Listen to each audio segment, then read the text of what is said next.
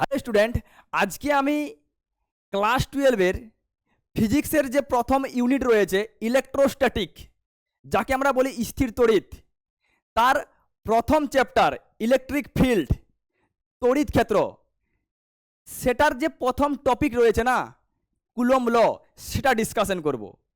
যারা third semester দেবে তাদের জন্যে এটা ইম্পর্ট্যান্ট, এবং আমি তোমাদের থার্ড সেমিস্টারের যে সিলেবাস তোমাদের রয়েছে ফিজিক্সের, সেটা উইদিন 3 to 4 মান্থের মধ্যে আমি কিন্তু কভার আপ করার চেষ্টা করব।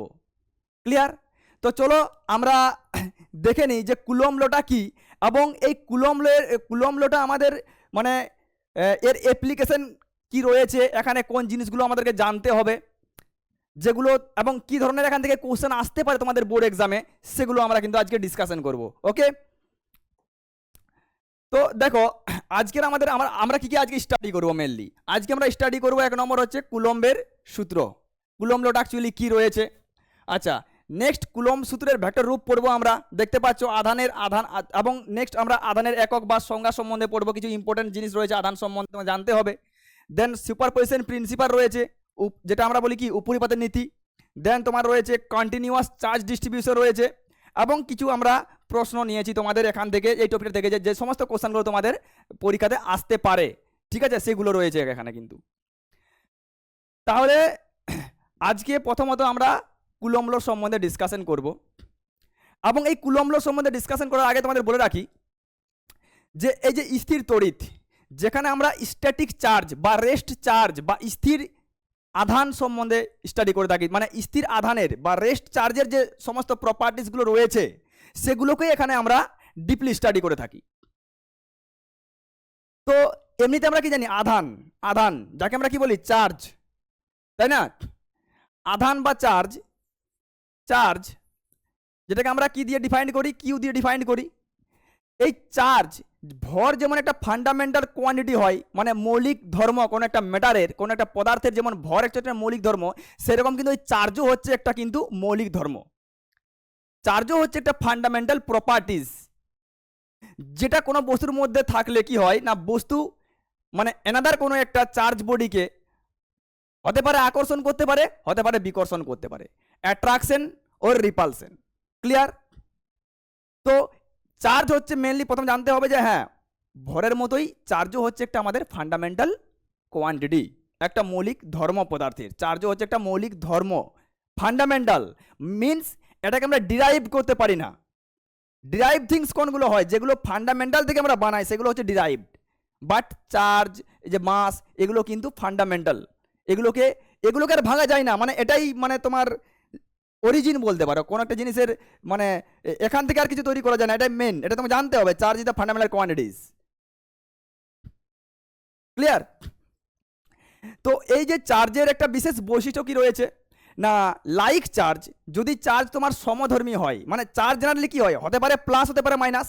কারণ যদি আমরা কি জানি যে কোনো একটা বডি যদি তোমার ইলেকট্রন নেয়, তাহলে কি হবে, সে নেগেটিভলি চার্জ হবে, তার ঋণাত্মক চার্জ থাকবে। আর যদি কোনো একটা বডি তোমার ইলেকট্রন দেয়, তাহলে কি হবে, পজিটিভ পজিটিভ চার্জ থাকবে, মানে ধনাত্মক আধান হবে, যেটা আমরা বলি কি ক্যাটায়ন এবং অ্যানায়ন পড়ে থাকি আমরা।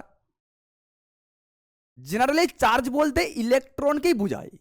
ক্লিয়ার? চার্জ বলতে কি বোঝায়, ইলেকট্রনকেই বোঝায়, ইলেকট্রনকেই আমরা চার্জ বলি, মানে একটা ইলেকট্রনের চার্জ হচ্ছে, মানে একটা ইলেকট্রনকে আমরা চার্জ হিসাবে কাউন্ট করি। ইলেকট্রনের চার্জ কত হয়, ইলেকট্রনের চার্জ হয় 1.6 ইন্টু 10⁻⁻19 কুলম্ব। একটা ইলেকট্রনের চার্জ হচ্ছে কত, 1.6 ইন্টু 10⁻⁻19 কুলম্ব। এটা হচ্ছে একটা ইলেকট্রনের চার্জ। তো চার্জ যেটা আমরা পড়ছি যে ইলেকট্রনের চার্জ, এটাই কিন্তু অ্যাকচুয়ালি চার্জ। চার্জ বলতে আলাদা কিছু হয় না, ইলেকট্রনের চার্জকেই আমরা চার্জ হিসাবে কনসিডার করি, মানে আধান হিসাবে, মানে আধান বলতে ইলেকট্রনকেই বুঝায় মেনলি। ঠিক আছে, এবারে কতগুলো ইলেকট্রন সেটা আলাদা ব্যাপার, কিন্তু আধান বলতে আমরা ইলেকট্রনকেই বুঝাই। তো আধান কীরকম হয় না, আধান আমি বললাম যেটা হতে পারে পজিটিভ, হতে পারে নেগেটিভ।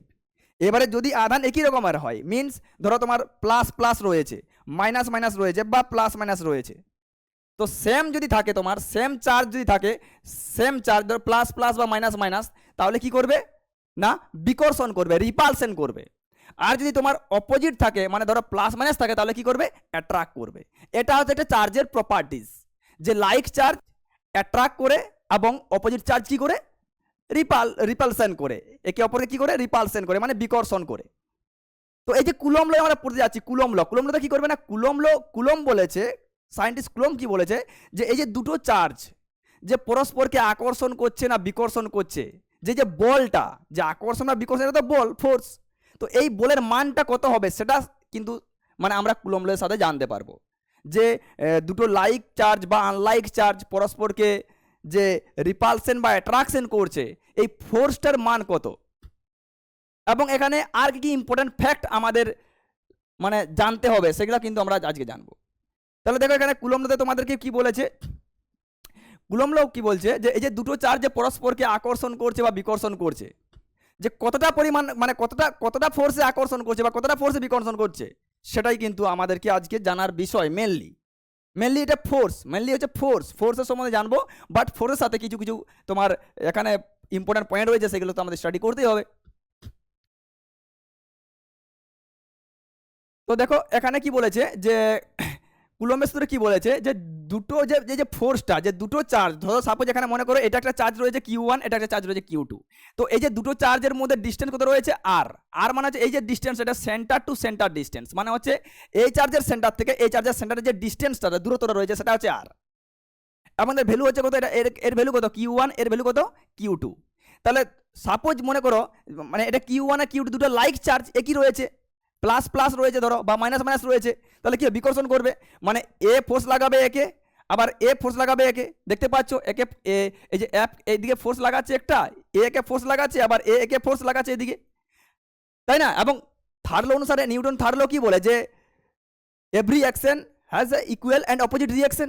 মিনস কি, যে এ যদি একে এফ ফোর্স লাগায়, অবভিয়াসলি একে এদিকে এফ ফোর্স লাগাবে। এবং এই যে ফোর্সের মানটা কত হবে না, ফোর্সের মানটা হচ্ছে যেটা, এই যে ফোর্সের মানটা, এটা হচ্ছে এই দুটো যে চার্জ রয়েছে না Q1 Q2, এদের গুণফলের সঙ্গে সমানুপাতিক হয়। এবং এদের যে ডিস্টেন্স রয়েছে এফ আর এই চার্জের মধ্যে যে আর ডিস্টেন্স, তার সঙ্গে হবে ব্যস্তানুপাতিক। তো আমরা কি জানি, যে প্রপোর্শনালিটি তোলার জন্য একটা কনস্ট্যান্ট লাগবে, সেটা হচ্ছে কেডেস। এখানে আমরা কনস্ট্যান্ট করতে, তাহলে এফ সমান আমরা কি বলতে পারি, কেডেস Q1 Q2 by r square. এখানে কেডেসটা কি, এটা হচ্ছে কনস্ট্যান্ট, এটা হচ্ছে একটা কনস্ট্যান্ট, এটা ধ্রুবক। ক্লিয়ার। তো এটা হচ্ছে অ্যাকচুয়ালি মানটা, মানে দুটো চার্জ পরস্পরকে কতটা বলে আকর্ষণ করবে বা কতটা বলে বিকর্ষণ করবে, তার মানটা হচ্ছে এটা। কারণ বল, ফোর্স একটা ভেক্টর কোয়ান্টিটি, কারণ এর মানও রয়েছে, এর অভিমুখও রয়েছে। আমরা অবভিয়াসলি এর ভেক্টর ফর্মে দেখব, যে মানের সাথে অভিমুখকে আমরা মানে ওখানে ইনক্লুড করব। এখানে আমরা জাস্ট এর মানটা কত হবে সেটা হচ্ছে ম্যাটার, বাট আকর্ষণ বা বিকর্ষণ আমরা এটা তো এমনিতে মানে করে নিতে পারি আর কি। ক্লিয়ার। তো দেখো এখানে লেখাই রয়েছে ওটা, যে দুটি বিন্দু আধানের মধ্যে পারস্পরিক আকর্ষণ আর বিকর্ষণ বলের, এটা এখানে রয়েছে, যে কুলম্বের সূত্র কি রয়েছে এখানে। হ্যাঁ, এখানে কন্ডিশন আছে, যে কুলম্বের সূত্রটা কোন ক্ষেত্রে মানে কুলম্বের সূত্র তখনই অ্যাপ্লাই হবে যখন এই যে দুটো চার্জ রয়েছে, এই দুটো চার্জ কি হবে না, পয়েন্ট চার্জ হবে। পয়েন্ট চার্জ মিনস বিন্দু আধান। বিন্দু আধান বলতে মানে দুটো চার্জের যা মানে এই যে বডি রয়েছে, যে ধরো এটা একটা চার্জ বডি রয়েছে, আবার এটা একটা চার্জ বডি রয়েছে, এই চার্জ বডিগুলো যা সাইজ, সেটা এদের ডিস্টেন্সের থেকে অনেক ছোট হবে। মানে মনে করো অনেক দূরে দুটো চার্জ বডি রয়েছে, তাহলে তুমি কি দেখবে, যে অনেক দূরে যদি একটা চার্জ বডি থাকে, তোকে তোমাকে এই যে পয়েন্ট হিসাবে তুমি কনসিডার করবে না, সেরকম ব্যাপারটা আর কি। যে দুটো চার্জ বডির মধ্যে ডিস্টেন্স যদি তাদের সাইজের থেকে অনেক বেশি হয়, তখন আমরা কি বলি, ওই চার্জ বডিগুলোকে আমরা বলি বিন্দু আধান। ক্লিয়ার। তো এটা সূত্রটি কেবলমাত্র বিন্দু আধানের ক্ষেত্রে কিন্তু তোমার প্রযোজ্য। এবং এই যে বিন্দু আধান আমি কাকে বললাম যে বিন্দু আধান মানে তখনই একটা বডি, মানে দুটো বডিকে আমরা বিন্দু আধান বলবো যখন তাদের মধ্যে যে দূরত্বটা থাকবে, এই দূরত্ব তাদের কিন্তু যে আকার, সাইজের তুলনায় কিন্তু অনেক ছোট হতে হবে। আর মাথায় রাখবে এই যে মানে তোমার মানে তোমার কুলম্বে যে সূত্রটা, কুলম্ব যে ফোর্সটা, যাকে আমরা ইলেকট্রোস্ট্যাটিক তুমি ফোর্সও বলতে পারো, এই ফোর্সটা কিন্তু তোমার 10⁻⁻15 মিটার, যেটা কি আমরা নিউক্লিয় দূরত্ব হিসাবে কনসিডার করি, অ্যাপ্রক্সিমেট 10⁻15 মিটার। বেশি দূরত্বের জন্য এই সূত্র সিদ্ধ হয়, মানে 10⁻⁻15 মিটারের মধ্যে কিন্তু এই সূত্র কাজ করবে না, এর থেকে বেশি হতে হবে। যদি 10⁻⁻15 মিটার হয় তো সেখানে কিন্তু নিউক্লিয় বল ওখানে অ্যাক্টিভ হয়, মানে নিউক্লিয় বল ওখানে কাজ করে, ওখানে কিন্তু কুলম্ব ল কাজ করে না।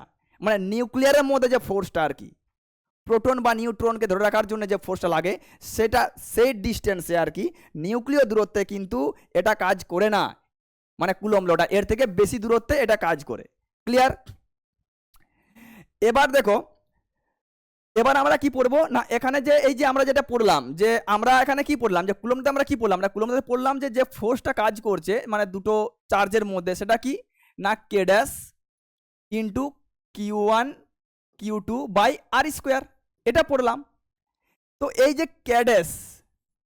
কেডেসের মানটা, এটা তোমার বায়ু মাধ্যমের ক্ষেত্রে কি হয় না, বায়ু মাধ্যমের ক্ষেত্রে কত হয়, দেখো দেখতে পাচ্ছ এটা লেখা আছে এখানে কত, 1/4πε0। ক্লিয়ার? 1/4πε0, এটা হচ্ছে কে এর মান। কোন মাধ্যমে? বায়ু মাধ্যমে, ভ্যাকিউম বা শূন্য মাধ্যমে। বায়ু মাধ্যমে বলতে পারো বা শূন্য মাধ্যমে বলতে পারো, একই ব্যাপার। তো শূন্য মাধ্যমে কে এর মান কত হয়? 4πε0। এবার তোমার মনে হতে পারে আচ্ছা এই ε0টা অ্যাকচুয়ালি কি, না এই ε0টা হচ্ছে শূন্য মাধ্যমের তড়িৎ ভেদ্যতা, যাকে আমরা কি বলি পারমিটিভিটি অফ ভ্যাকিউম। তড়িৎ ভেদ্যতা মিনস কি, মানে তড়িৎ ক্ষেত্র কত সহজে যেতে পারে কোন একটা মাধ্যমে, সেটা হচ্ছে তড়িৎ ভেদ্যতা, যাকে আমরা এপসাইলেন্ট দিয়ে ডিফাইন করি, আর এপসাইলেন্ট নট দিয়ে করে শূন্য স্থানের তড়িৎ ভেদ্যতা মানে আমরা ডিফাইন করি। অ্যাকচুয়ালি তড়িৎ ভেদ্যতা সব মাধ্যমেরই হয়, মানে কোন একটা মাধ্যমে তড়িৎ ক্ষেত্র বা তড়িৎ ফ্লাক্স কত সহজে ট্রাভেল করতে পারে, কত সহজে যেতে পারে, সেটাই হচ্ছে তড়িৎ ভেদ্যতা, পারমিটিভিটি। এবারে শূন্য স্থানে পারমিটিভিটিটাকে আমরা এই যে E0 এপসাইলেন্ট নট মানে কি শূন্য দিয়ে আমরা ডিফাইন করি, এটা হচ্ছে আমরা কি বলি শূন্য স্থানে তড়িৎ ভেদ্যতা। এবং এর একটা স্পেসিফিক মান রয়েছে, দেখতে পাচ্ছ এখানে মানটা লেখা রয়েছে 8.854 ইন্টু দিস। এবং এক্ষেত্রে 1/4πε0 যে এই যে কে এর মানটা, এই যে কে ডেসের মানটা এখানে কিন্তু আমরা পেয়ে যাচ্ছি কত, শূন্য স্থানে 1/4πε0, যার মান হচ্ছে 9 × 10⁹, মানে বুঝতে পারছো কতটা বেশি। মানে এখানে বোঝার চেষ্টা করো যে কনস্ট্যান্টের মানটা কত, যে 9 × 10⁹, মানে এত গুণ রয়েছে। তাহলে ইলেকট্রিক ফিল্ডের মানে এই যে ইলেকট্রোস্ট্যাটিক যে ফোর্সটা, মানে দুটো চার্জের মধ্যে আকর্ষণ আর বিকর্ষণের মানটা কতটা বেশি, আমরা এখান থেকে বুঝতে পারছি যে ভ্যালুটা কতটা বড় হতে পারে। ক্লিয়ার? দেখো নেক্সট তোমাদের আমরা কি পড়েছি, ডাইইলেকট্রিক কনস্ট্যান্ট। অ্যাকচুয়ালি এই যে ডাইইলেকট্রিক কনস্ট্যান্ট, এটাও কিন্তু actually relative permittivity. Actually dielectric constant বা যাকে আমরা কি বলি পরাবৈদ্যুতিক ধ্রুবক, এটাও একটা পারমিটিভিটি, যেটা হচ্ছে relative permittivity. Relative permittivity means কি না, কোনো একটা মাধ্যমের, মানে সিম্পল বলছি আমি তোমাদেরকে, সাপোজ মনে করো যদি আমরা কুলম্ব লটাকে শূন্য স্থানে না বলে জেনারেল ভাবে ডিফাইন করি, তাহলে কি লিখতে পারি, আমরা লিখতে পারি যে দুটো ফোর্স মানে দুটো চার্জের মধ্যে আকর্ষণ আর বিকর্ষণের মান কত হয়, কি বললাম, এফ সমান হচ্ছে k dash Q1 Q2 by r square. এই যে কে ড্যাশ রয়েছে যে কনস্ট্যান্টটা, এর মান কত হয়, এর মান হয় 1/4π ইন্টু এপসাইলেন্ট এম, মানে যে মিডিয়ামে রয়েছে সেই মিডিয়ামের মানে এটা মানে কি, এটা মানে হচ্ছে তোমাদের তড়িৎ ভেদ্যতা। ঠিক আছে, এটা হচ্ছে মাধ্যমের তড়িৎ ভেদ্যতা, এপসাইলেন্ট এম দিয়ে আমি এম ফর মিডিয়াম আমি এটাকে ডিফাইন করলাম। এবার কি হয় না, এই যে মাধ্যমের যে তড়িৎ আমাদের এখানে রয়েছে ভেদ্যতা, মাধ্যমের যে তড়িৎ ভেদ্যতা রয়েছে এর মানটা, এই যে তোমাদের রয়েছে মাধ্যমের তড়িৎ ভেদ্যতা এপসাইলেন্ট, যেটা আমরা এম দিয়ে ডিফাইন করছি, এটাকে আমরা কি লিখি না, মাধ্যমের তড়িৎ ভেদ্যতা এপসাইলেন্ট এম সমান কি হয়, শূন্য স্থানের তড়িৎ ভেদ্যতা ইন্টু ইয়ার মানে হচ্ছে রিলেটিভ পারমিটিভিটি। ইয়ার মিনস কি, রিলেটিভ পারমিটিভিটি, যেটা আমরা কি বলি পরাবৈদ্যুতিক ধ্রুবক, বাংলায় কি বলি পরাবৈদ্যুতিক ধ্রুবক, আর তোমাদের বইয়ে এটাকে কে দিয়ে লেখা আছে কে। ক্লিয়ার? তাহলে আমাকে বলো যে এই যে পরাবৈদ্যুতিক ধ্রুবক যাকে আমরা রিলেটিভ পারমিটিভিটি বলি, এটা সমান আমরা কি লিখতে পারি? ইয়ার সমান আমরা কি লিখতে পারি? EM by epsilon naught. এবারে এপসাইলন নট তো শূন্য স্থানে তড়িৎভেদ্যতা, আর এটা কি মাধ্যমে তড়িৎভেদ্যতা। তাহলে কোনো মাধ্যমের পরাবৈদ্যুতিক ধ্রুবক বলতে আমরা কি বলবো? যে শূন্য স্থানের তড়িৎ ভেদ্যতা থেকে ওই মাধ্যমের তড়িৎ ভেদ্যতা কত গুণ, মানে কতটা কম রয়েছে, কত গুণ কম রয়েছে, কতটা কম রয়েছে সেটা। কারণ এটা আমরা জানি যে শূন্য স্থানের যে তড়িৎ ভেদ্যতা হয় না, মানে শূন্য স্থানের দুটো চার্জের মধ্যে যে আকর্ষণ বা বিকর্ষণ বল, ওটাই সব থেকে বেশি হয়। শূন্যস্থান বাদে বাকি সব মাধ্যমে যে বলের মানটা সেটা কিন্তু কমে যায়। ক্লিয়ার? তাহলে দেখো এখানে আমরা ওটাই বলে, এখানে বলা রয়েছে পরাবৈদ্যুতিক ধ্রুবক বলেছে, এটাকে আমরা কি হিসাবে ডিফাইন করলাম না, এটাকে আমরা ডিফাইন করতে পারি এজ এ অ্যাবসাইলেন্ট ইআর, মানে রিলেটিভ পারমিটিভিটি, বা তুমি কে দিয়েও ডিফাইন করতে পারো। সেটা কি না, ই ইন্টু ই নট, এটাকে তুমি মিডিয়ামের পারমিটিভিটি বলতে পারো, তড়িৎভেদ্যতা, এটা হচ্ছে শূন্য স্থানের তড়িৎভেদ্যতা বলতে পারো তুমি, যেটা ইচ্ছা। তো দেখো এখানে লেখা আছে যে শূন্য স্থানে তোমার তুলনায় কোনো মাধ্যমে, মানে শূন্যস্থানের তুলনায় যে কোনো মাধ্যমে দুটি আধানের মধ্যে বল কম হয়। এটা তো আমি বলেই দিলাম যে স্বাভাবিক দেখতে আমরা যদি এটা আমরা করে থাকি ওখানে, মানে অন্য একটা মাধ্যমে নিয়ে থাকি, তো সেখানে আমরা কি দেখব যে শূন্যস্থানে দুটো চার্জের মধ্যে যা বল হয়, সেই বলটা, মানে যে বলটা আকর্ষণ বিকর্ষণ করে, সেই বলের মানটা কিন্তু যদি মাধ্যম আমরা চেঞ্জ করে দিই, অন্য একটা মাধ্যমে মানে বের করি, সেক্ষেত্রে কম হবে। ক্লিয়ার? এবার আমরা কি পড়বো না, এবার হচ্ছে কুলম্বের সূত্রের ভেক্টর রূপ। কারণ কি আমি কি বলেছি যে বল কিন্তু হচ্ছে একটা তোমার ভেক্টর কোয়ান্টিটি, এর মানও রয়েছে আর এর অভিমুখও রয়েছে, মানে ডাইরেকশনও রয়েছে। তো কি আমরা এখানে ভাবছি, আমরা মেনলি তোমাদের এখানে শূন্য স্থানেই, মানে ম্যাক্সিমাম তোমাদের কোশ্চেন কিন্তু শূন্য স্থানেই মানে আসে আর কি, শূন্য স্থান থেকে আসে। এই জন্য আমরা বারবার 1/4 এপসাইলন নট ইউজ করছি, কিন্তু অ্যাকচুয়ালি হয় কি 1/4 এপসাইলন এম, মানে মিডিয়ামের পারমিটিভিটি এখানে হয়। ক্লিয়ার? তো মনে করো, ধরো এটা একটা তোমার চার্জ রয়েছে Q1, আর এটা একটা চার্জ রয়েছে Q1, আর একটা চার্জ রয়েছে Q2, এটা হচ্ছে তোমার Q2। ঠিক আছে, এটা হচ্ছে আমাদের অরিজিন। এখান থেকে ধরো এর পজিশন ভেক্টর হচ্ছে R1, এর পজিশন ভেক্টর কত হচ্ছে R1 ভেক্টর, আর এখান থেকে এটার পজিশন ভেক্টর হচ্ছে R2 ভেক্টর। ক্লিয়ার? এটা হচ্ছে R2 ভেক্টর। তো এটা হচ্ছে আমাদের এক্স অ্যাক্সিস, এটা হচ্ছে তোমাদের ওয়াই অ্যাক্সিস, এটা অরিজিন, এখানে রয়েছে এটা। ক্লিয়ার? তাহলে এমনিতে কি হবে আমরা কি জানি, মানে কুলম্ব ল অনুসারে যে একে এদিকে ফোর্স লাগাবে একটা, এদিকে একটা ফোর্স লাগাবে, আবার Q2 একে একদিকে ফোর্স লাগাবে এদিকে একটা। ঠিক আছে, ফোর্স লাগাবে, এটা কত হবে না ফোর্স অন 2 ডিউ টু 1, এটা আবার একে ফোর্স লাগাবে কত, ফোর্স অন 1 ডিউ টু 2, তাই না?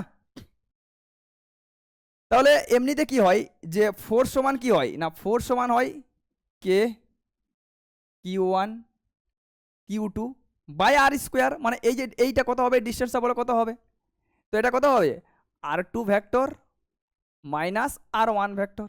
যেহেতু আমরা এই দিকের ফোর্সটা কাউন্ট করছি, এইদিকে মানে হচ্ছে এটা মাইনাস এটা, এদিকে হলে এটা মাইনাস এটা হবে। তাহলে কি লিখবো এখানে যে R2 vector minus R1 vector. আর এই ভেক্টরটাকে আমরা লিখতে পারি কি, যেহেতু ফোর্সটা 1 থেকে 2 দিকে কাজ করছে, তো আমরা কি লিখবো যে মানে R1 2 2 ভেক্টর। ক্লিয়ার? ভেক্টরের ক্ষেত্রে এরকম আমরা লিখি আগে 1 2 মানে 1 থেকে 2 এর দিকে, কিন্তু যখন ফোর্স লিখি এটা এটা লিখলে সব থেকে সুবিধা হয় যে force on 2 due to 1। Clear? এটা তো মান হয়ে গেল। আর স্কোয়ার আমরা করবো, তাহলে এর কি দিতে হবে, এর ম্যাগনিচিউডের স্কোয়ার করে দিলাম ইনটু ডাইরেকশনটা। তো ডাইরেকশন কত হবে, এই যে ভেক্টরটা রয়েছে এর ক্যাপ হয়ে যাবে, মানে এটা সমান আমরা এটা লিখতে পারি মানে R1 2 ক্যাপ ডাইরেকশন। এটাকেও তোমরা R1 2 লিখতে পারো, এটাকেও তোমরা লিখতে পারো আর তোমার 1 2 যে ভেক্টর তার স্কোয়ার।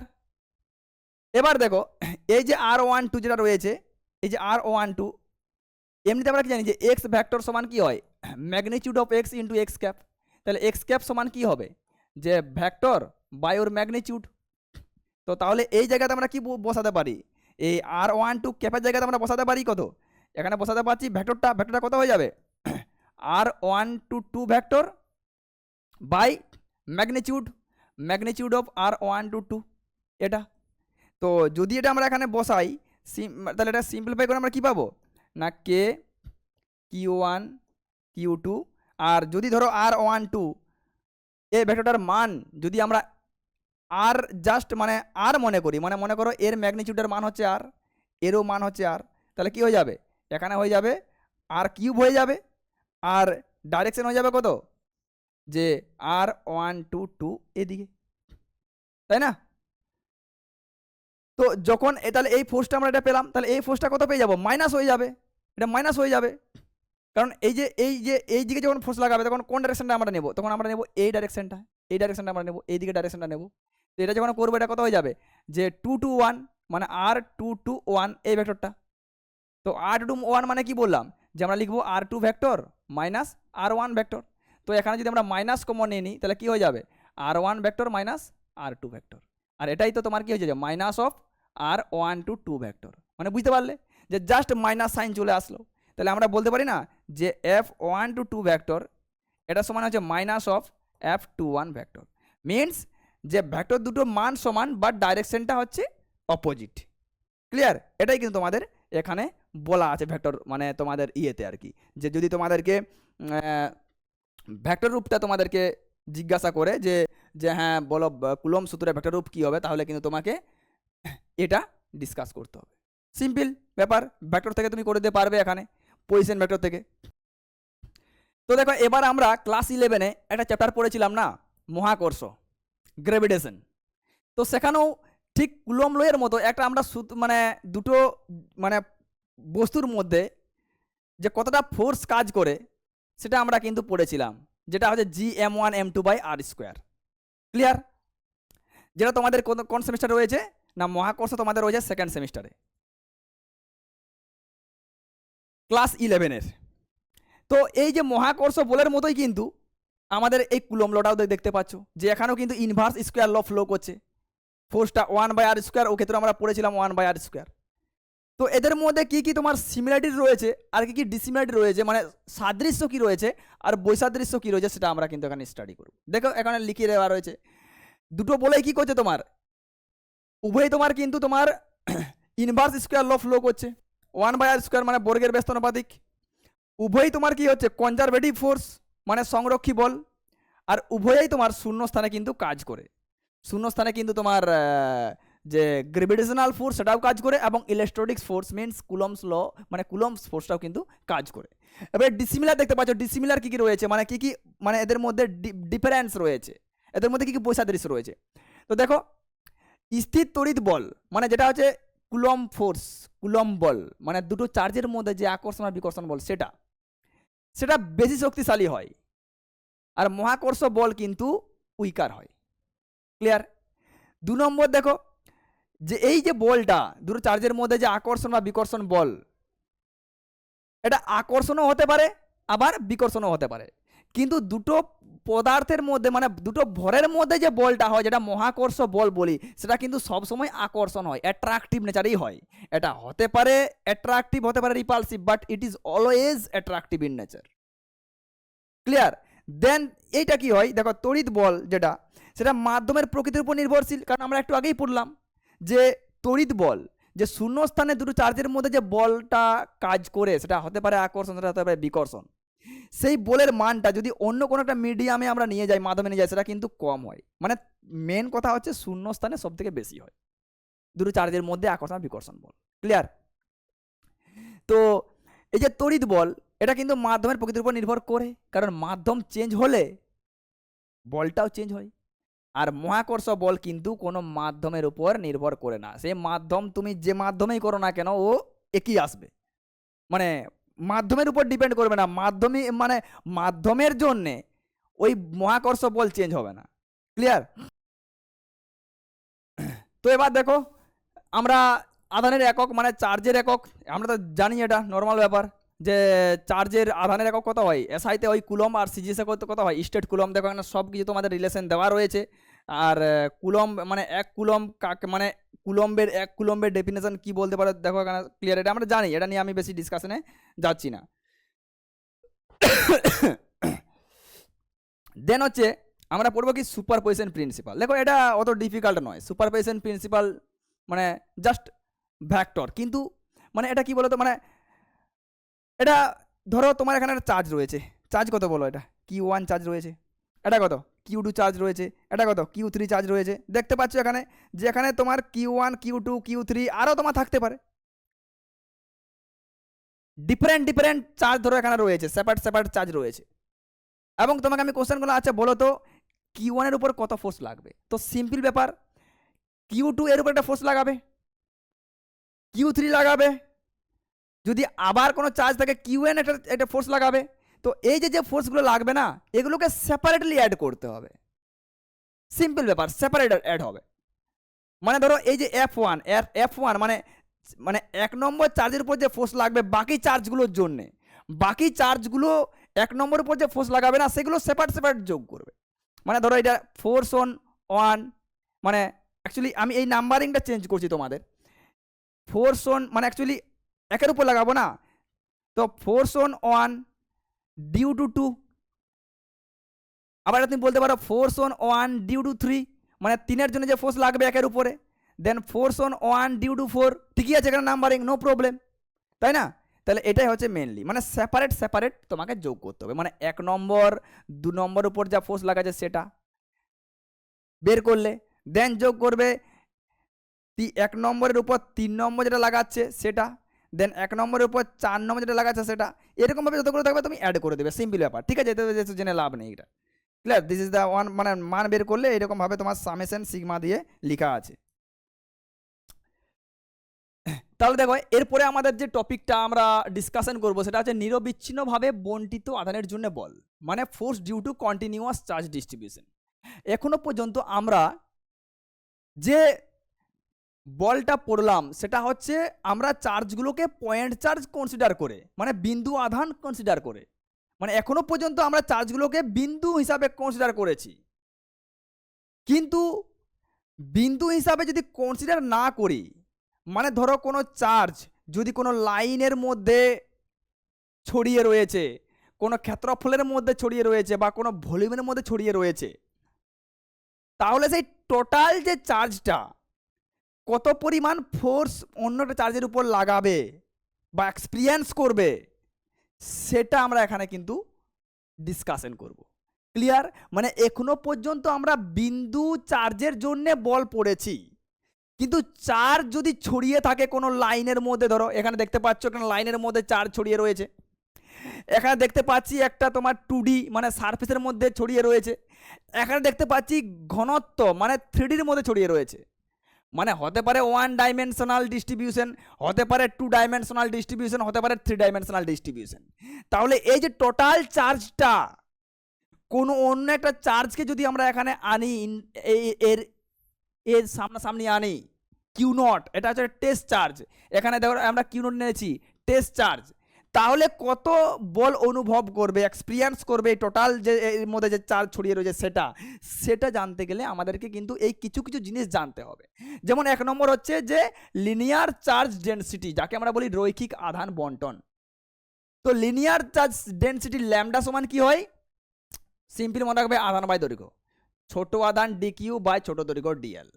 সেই রকম দেখো ঘনত্ব যদি বলা হয় যে সারফেস চার্জ ডেনসিটি, আচ্ছা বলো সারফেস চার্জ ডেনসিটি সিগমা সমান কত হয়, ছোট আধান বাই ক্ষেত্রফল, সারফেস মিন্স ক্ষেত্রফল। সিমিলারলি এখানে দেখতে পাচ্ছ যে ভলিউম চার্জ ডেনসিটি আয়তন আধান বন্টন যে ঘনত্ব হয় রো, তো ছোট ডিকিউ বাই আয়তন মানে আধান বাই আয়তন, সিম্পল ব্যাপার।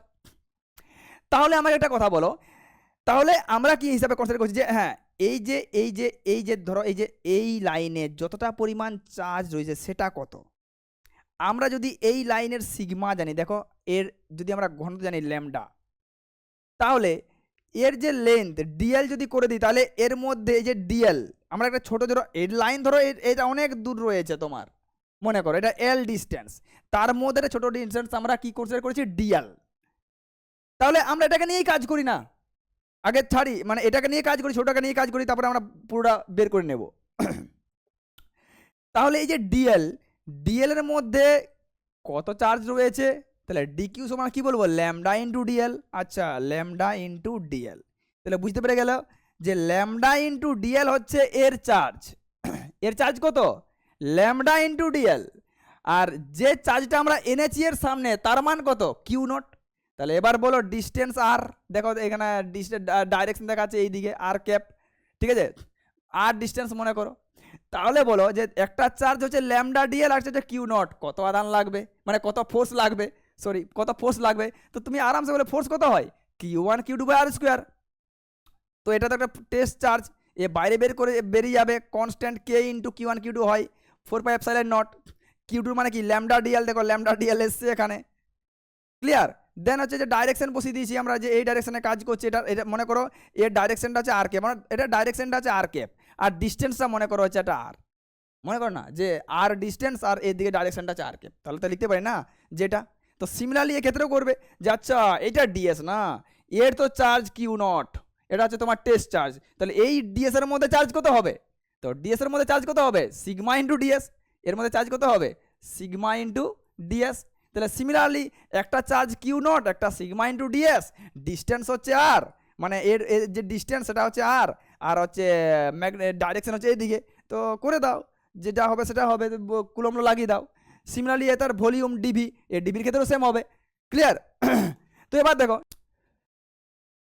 তাহলে আমরা যে এই যে কুলম্ব ল পড়লাম, এখান থেকে কি টাইপের তোমাদের নিউমেরিক্যাল কোশ্চেন আসতে পারে এবং বোর্ডে কী রকমের কোশ্চেন আসতে পারে খুব ইম্পর্ট্যান্ট, এবং যে রকমের কোশ্চেন তোমাদের আসবে সেটা কিন্তু আমি এখানে ইনক্লুড করে রেখেছি। আমি জেনারেলি কোশ্চেন নয়, টাইপগুলো বলছি। হতে পারে কীরকম? ফার্স্ট টাইপ দেখো, তোমার দুটো, ধরো তোমার দুটো বল সেম চার্জ, মানে তোমার কি একই চার্জ রয়েছে দুটো বলের মধ্যে, দুটো আহিত তোমার বল রয়েছে, সুতা দিয়ে ঝুলানো আছে। তো দুটো বল যদি তোমার সুতো দিয়ে ঝুলানো থাকে তাহলে কি হবে? বিকর্ষণ করে এক জায়গাতে ফিক্সড হয়ে যাবে না? তো সেক্ষেত্রে তোমাকে জিজ্ঞাসা করতে পারে, যে কোনো কিছু জিজ্ঞাসা করতে পারে, এখানে যে প্যারামিটারগুলো তোমার ইউজ হচ্ছে, হতে পারে টেনশন জিজ্ঞাসা করতে পারে, টান, কারণ যেহেতু ঝুলানো রয়েছে সুতা দিয়ে তো টান হবে, হতে পারে তোমাকে বল জিজ্ঞাসা করতে পারে, হতে পারে আলাদা কিছু জিজ্ঞাসা করতে পারে, ক্লিয়ার। এটা হচ্ছে ফার্স্ট টাইপ। নেক্সট হচ্ছে কি? নেক্সট হচ্ছে ধরো তোমাকে জিজ্ঞাসা করতে পারে যে ধরো এখানে তুমি দেখতে পাচ্ছ যে তোমার তিনটা, এখানে তোমার কি রয়েছে? তিনটা তোমার এখানে চার্জ তিনটা কোণে রয়েছে, তিনটা চার্জ তিনটা কোণে রয়েছে একটা ট্রায়াঙ্গেলের। তো তোমাকে বলো এর উপর রেজাল্টেন্ট চার্জ মানে কত হবে? তো এমনিতে ফোর্সের দেখো আমরা এটা জানি, রেজাল্টেন্ট যদি এটা F1 হয়, এটা F2 হয়, তো রেজাল্টেন্ট কত হবে না রুট আন্ডার কিউ, মানে এটা স্কোয়ার প্লাস 2, এটা মানে 2pq cos থিটা, এটা হয়, এটা রেজাল্টেন্ট ফোর্স হয়। তো আমি যখন তোমাদের কোশ্চেন করাবো মানে এগুলো কিন্তু সেখানে আমি ডিসকাশন করবো, আমি জাস্ট এখানে টাইপগুলো বলছি যে হ্যাঁ এই টাইপের কোশ্চেন আসতে পারে। যেমন প্রথম টাইপ, যে দুটো চার্জকে সুতো দিয়ে ঝুলিয়ে দিলাম, যে বলবে বলো এর উপর কত ফোর্স লাগছে বলো, বা আদার্স কোনো টেনশন কত কাজ করছে বলো। সেই রকম ধরো কোনো একটা বর্গক্ষেত্র বা কোনো একটা ত্রিভুজের চারটা কোণে বা তিনটা কোণে তিনটা চার্জ রেখে দিল, এবারে বলবে বলো এর উপর কত চার্জ লাগছে বলো। তো সেক্ষেত্রে এইটা আমাদের এইরকম রেজাল্টেন্ট ফর্মুলাগুলো ইউজ হবে, ক্লিয়ার। আচ্ছা, নেক্সট হচ্ছে কি না, নেক্সট হচ্ছে ধরো তোমাকে বলতে পারে যে কোনো বৃত্তাকার পথে কোনো ধরো কোনো একটা চার্জ, কোনো একটা বৃত্তাকার পথে চার্জ ঘুরছে। তো এক্ষেত্রে মেন যদি বৃত্তাকার পথে ঘুরে তাহলে কি হয় না, এই যে কেন্দ্রস্থ যে বল রয়েছে না, এই কেন্দ্রস্থ বলের যোগানটা দেয় কে? এই যে স্থির তড়িৎ। দেখো একটা বৃত্তাকার পথে একটা চার্জ ঘুরবে, তো বৃত্তের কেন্দ্রে কে থাকবে? চার্জ থাকবে না? তাহলে এটাও চার্জ এটাও চার্জ, তাহলে এই যে এদের কেন্দ্র মানে সেন্ট্রিপিটাল ফোর্স কে মানে সেন্ট্রিপিটাল ফোর্সটা তো দুটার মধ্যে ইলেকট্রোস্ট্যাটিক ফোর্সটাই সেন্ট্রিপিটাল ফোর্স না? তো সেটাই বলছি আর কি, যে কেন্দ্রস্থ বলে যোগান স্থির তড়িৎ আকর্ষণ বলেই দেয়, মানে কুলম্বস লতে। তো এক্ষেত্রে বৃত্তাকার পথে ঘুরলে এই ফর্মুলাতে mv square by r square এগুলো আমরা জানি, ঠিক আছে। আর এনার্জি প্রিন্সিপাল তো তোমরা জানো যে kinetic energy plus potential energy সমান ফিক্সড হয়, মানে এনার্জি নাইদার বি ক্রিয়েটেড নর বি ডেস্ট্রয়েড, তাই না? তো এনার্জি অলওয়েজ ফিক্স থাকে, ক্লিয়ার। মেকানিক্যাল এনার্জি, এখানে kinetic plus potential is mechanical energy আমরা বলে থাকি। সেই রকম দেখো এখানে এগুলো আমি ডিসকাশন করছি না, কিন্তু তোমরা কোশ্চেনগুলো করে নেবে, যে তোমাদের থিওরিটিক্যাল টাইপের কোশ্চেন থাকলে কিন্তু এরকম আসতে পারে, যে বলবে বলো আচ্ছা দুটি বিন্দু আধানের মধ্যে ভিতরে পারস্পরিক আকর্ষণ বলছে কুলম্বের সূত্রটি বিবৃত করো। জাস্ট আমি এখানে কোশ্চেনগুলো দেখো লিখে রেখেছি এখানে, তো তোমরা এই কোশ্চেনগুলো কিন্তু ক্লিয়ার করে নেবে, ক্লিয়ার। নেক্সট দেখো সেম কোশ্চেন এগুলো রয়েছে, এবং এই কোশ্চেনের অ্যান্সার কিন্তু অলরেডি আমি ডিসকাস করে দিয়েছি তোমাদের, কিন্তু মানে আগে আমি ডিসকাস করে দিয়েছি, জাস্ট তোমরা এগুলা অ্যান্সার করবে, ক্লিয়ার। তো দেখো তাহলে আজকে আমাদের থার্ড সেমিস্টার যারা যারা দিচ্ছ, যদি তোমরা ভালো স্কোর করতে চাও থার্ড সেমিস্টারে, আমি তোমাদের উইদিন 3 to 4 মান্থের মধ্যে থার্ড সেমিস্টারের ফিজিক্সে যা মানে যে টপিকগুলো রয়েছে সেগুলো কভার করব। টপিক সঙ্গে কোশ্চান, তোমরা যদি কোশ্চানগুলো করে যাও এবং ভিডিও কন্টিনিউয়াসলি দেখতে থাকো, তাহলে আমি কথা দিচ্ছি 100% তোমরা রেজাল্ট ভালো করবে। আর আমি তোমাদেরকে শুধু বোর্ড নয়, যখন আমি তোমাদের কোশ্চান করাবো না, যখন ধরো নিউমেরিক্যাল কোশ্চান করাবো, তো তোমাদের একসাথে আমি যেই বা নিট যারা প্রিপারেশন নিচ্ছ, যে ওখানে কি ধরনের কোশ্চেন আসতে পারে, তোমাকে কি মডিফিকেশন দরকার আছে, যে হ্যাঁ ঠিক আছে আমরা বোর্ডের জন্য পড়াশোনা করছি ঠিক আছে, কিন্তু আমি কি আলাদা করে যেই বান্ডের জন্য প্রিপারেশন নেব? না, দরকার নেই। বোর্ডের কনসেপ্ট থেকেই কিন্তু আমরা সেগুলো ডিল করতে পারি, জাস্ট আমাদের কিছু মডিফিকেশন লাগবে, কিছু এক্সট্রা হয়তো কনসেপ্ট লাগতে পারে। তো আমি যখন তোমাদের নিউমেরিক্যাল টাইপের কোশ্চেন এখানে করাবো, স্পেশালি অবভিয়াসলি আজকে ধরো আমি কুলম্ব ল পড়ালাম, আমি আজকে কনসেপ্ট এখানে ডিসকাশন করলাম, এর পরের ভিডিওতে মানে আমাদের এর পরে নয়, অ্যাকচুয়ালি কোনো একটা কোশ্চেন করতে গেলে না, তো টোটাল চ্যাপ্টারটার সম্বন্ধে একটা নলেজ আমাদের জানা দরকার আছে। তো প্রথমত আমি কি করব, প্রথমত তোমাদের আগে আমি কনসেপ্টগুলোকে মানে যে ধরো আমরা ইলেকট্রিক ফিল্ড স্টার্ট করেছি, তো ইলেকট্রিক ফিল্ডের যে সমস্ত আমাদের টপিকগুলো রয়েছে সেগুলো আমি আগে কভার করব, ক্লিয়ার? তারপরে এমনি তো তোমাদের আমি কোশ্চেনগুলো দিচ্ছি যে এই টপিকের পরে দেখো এই টাইপগুলো তোমাদের আসে বা থিওরিটিক্যালগুলো তোমরা করতে পারো, বাট যেই বা নিটের জন্য তোমাকে যদি প্রিপেয়ার হতে হয় ফিজিক্সের ক্ষেত্রে, তো পুরো চ্যাপ্টারটা হওয়ার পরে আমি তোমাদের সেম সেম টপিক ওয়াইজই করাবো, চাপ নেই যে হ্যাঁ কুলম্ব ল থেকে এই ধরনের কোশ্চেন আসে, কিন্তু সেখানে কিছু কিছু মানে তোমার কনসেপ্ট হয়তো ইনসার্ট থাকতে পারে, ক্লিয়ার? তো চাপ নেই, থার্ড সেমিস্টারে তোমাদের যে সিলেবাস রয়েছে সেটা তো আমি কভার করবই, সঙ্গে ওই সিলেবাসের ওই সিলেবাসটা মানে যেই বা নিটের জন্যে কতটা ইম্পর্টেন্ট এবং ওই সিলেবাস থেকে কী কী টাইপের কোশ্চেন আসতে পারে, মানে কী ধরনের কোশ্চেন আসতে পারে, বা আমার মধ্যে কোন কনসেপ্টগুলো এক্সট্রা দরকার রয়েছে বোর্ডের সাথে, সেটা কিন্তু আমি করব, ক্লিয়ার? তো নেক্সট ভিডিওতে দেখা হবে, পার্ট 2তে আমরা ডিসকাশন করব নেক্সট জিনিস।